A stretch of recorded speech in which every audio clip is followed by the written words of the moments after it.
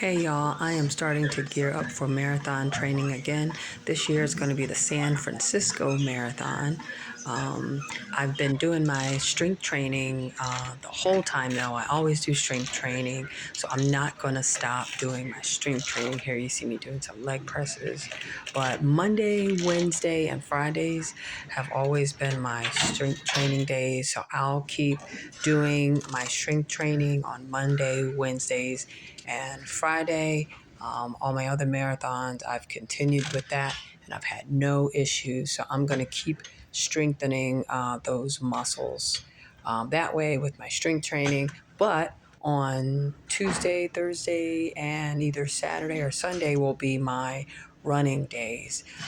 Tuesdays and Thursdays, I'll keep my run short at 30 minutes. I've done that pretty much the whole time, so that should not be an issue.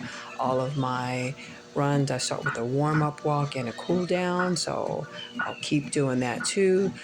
Today, I did 4 miles total, and that was that. It was a short week.